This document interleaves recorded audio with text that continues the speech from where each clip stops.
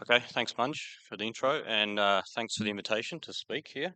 Yeah, so my talk does follow on pretty well from Andy's because I'm still talking about pegmatites, but the ones up at Bino.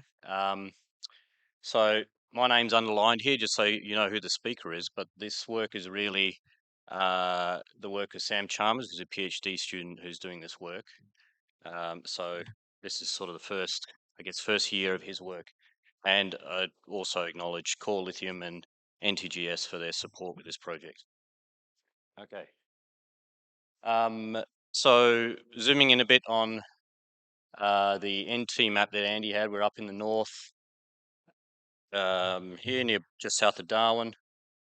And this is the Bino pegmatite field here, or the Finnis field. The important things to point out here, all the little blue dots are pegmatites. There's probably thousands of pegmatites through here. This sort of light brownish unit is the Burrell Creek Formation that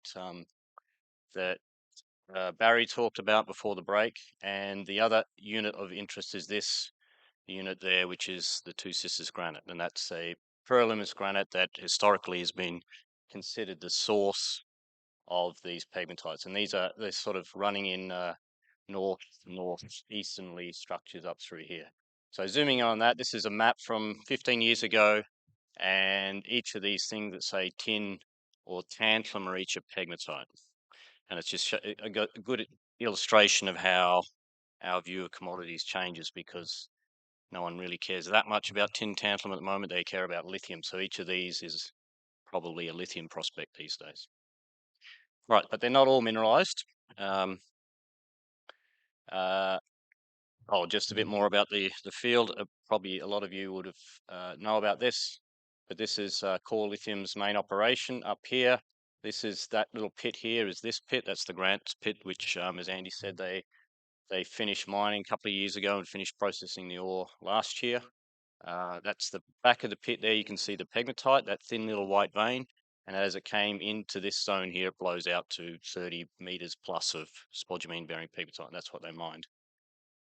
This is the BP33 project, which will be ready to go once the lithium price picks up again, as Andy said. Okay. So we were lucky enough to go up there to do some sampling last year. This is Sam with some of the native fauna sampling here, and this is what the rocks look like. They're really spectacular spodumene pegmatites here. The spodumene is this sort of light greeny color, probably a bit of manganese or iron in the spodumene.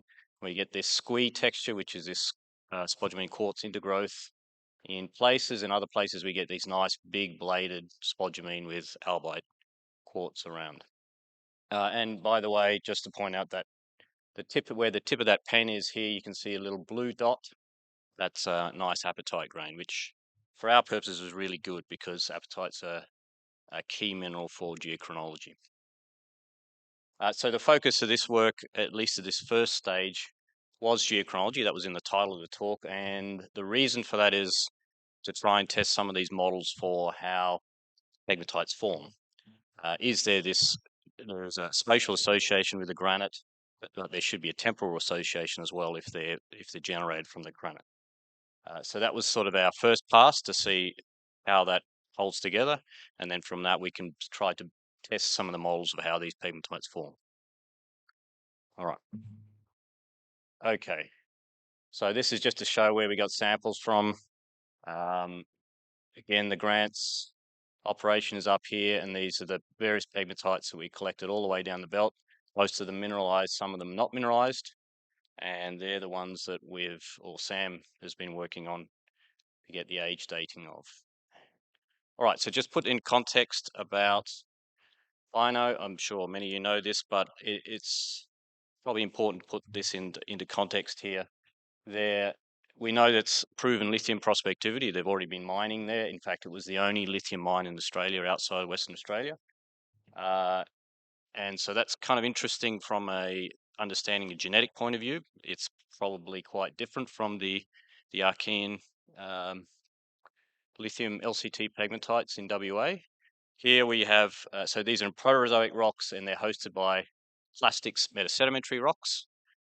And we do, again, remember that we have that spatial association with the Two Sisters granite. And so we want to actually try and figure out formation a bit better, and hopefully that can inform exploration models as well.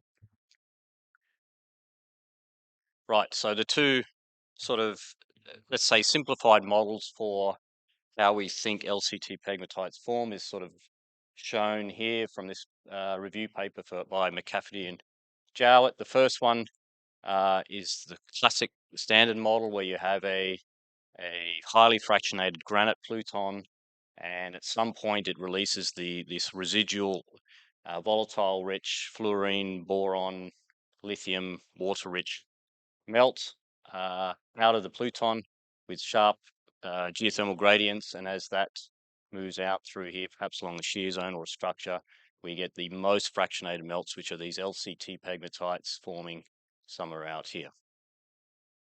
That's kind of the standard model, and probably more recently that's been challenged, and other people are now talking about an antectic model where we don't have necessarily associated granite. We have partial melting and metasedimentary rocks, and these then fractionate to form pegmatites again along steep geothermal gradients. And there are problems with both of those models, and Andy also alluded to it that you can't really do this, for example, in one stage. It's very difficult to get to all grade levels of lithium just by partially melting rocks.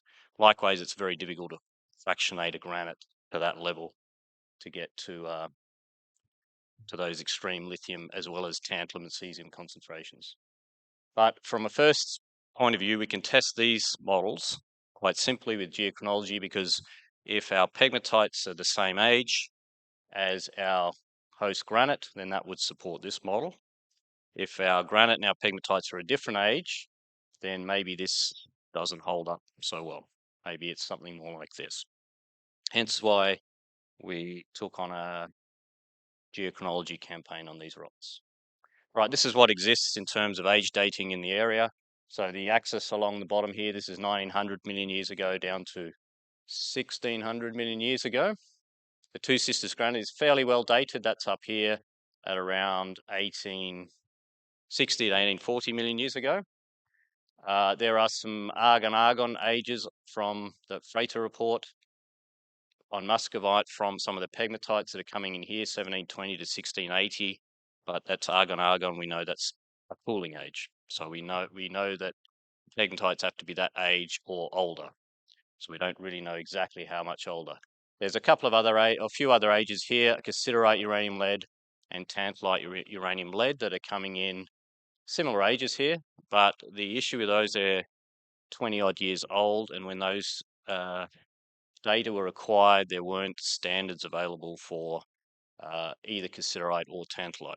And so they did the best they could at the time, but there is uncertainty about how good those ages are because standards weren't available. All right. So what have we done? We do now have standards for those, so we can use that. Of course, the go-to mineral for any in situ geochron is zircon. And usually it's a very reliable, robust geochronometer, and in pegmatites it really isn't. So these are zircons that Sam picked out of one of the pegmatites. They look quite nice. They're a little bit cloudy, which is giving a hint to what's going on. These are, because they're pegmatites, they're quite high uranium. They're very, very metamixed. And even if you're not familiar with this diagram, the Concordia diagram, if we have nice ages, they should fall somewhere along this sort of red line. And our analyses are forming some sort of scatter through here, which is pretty much meaningless. We can't get an age off that. So zircon is no good in this case. And that's actually pretty typical for pegmatites in general. That's why they're challenging to date. But we do have some advantages, that there are these new methods coming online. So we can now do columbite, tantalite, cassiterite, because we have standards characterized for those, and we can date those apatites as well with uranium lead. That's, I wouldn't say routine yet, but that's getting there. And we also have more advanced techniques, without going into detail with what's going on here, but modern mass spectrometers able to differentiate masses, two isotopes with the same mass, by doing a trick, pumping gas into the middle of this float, the path here of the ions react one of these masses to a new mass and tricking the detector at the back into measuring the masses, even if they're the same mass number. So we now have these beta decay systems available for in situ analysis as well. Rubidium, strontium, lutetium, hafnium, and rhenium, osmium. And at University of Adelaide, we've been doing quite a lot of work to develop these new techniques for various minerals. Some of them are listed there. And the ones of interest here for the pegmatites are the muscovite, lepidolite, or at least lithium-rich micas, and the apatite. So we'll show some data for those as well. All right, so what do we have? Here's some of the, just a few examples of the plots. The columbite, this is both from the grants. Pegmatite, this is actually not great, I would say. If this is a Concordia line, what you should see is analyses that plot on it or below it, if anything. And we've got reverse discordia here, which seems to be some sort of a common theme with columbite dating, and we're not really sure why. But we can get a reasonable age out of that, or what we think is a reasonable age of 1754. But because of these issues, we're not 100% confident with that age. The cassiterite's over here. This is now plotting. This is nicely plotting mostly on Concordia and has a mixing trend with common lead back this way. So that's quite nice and gives 1757. And the fact that this age and this age is similar probably gives a bit more confidence to this one as well. All right, what else have we got? We have these apatites. Again, here's one of these nice big blue apatites up to 1 centimeter.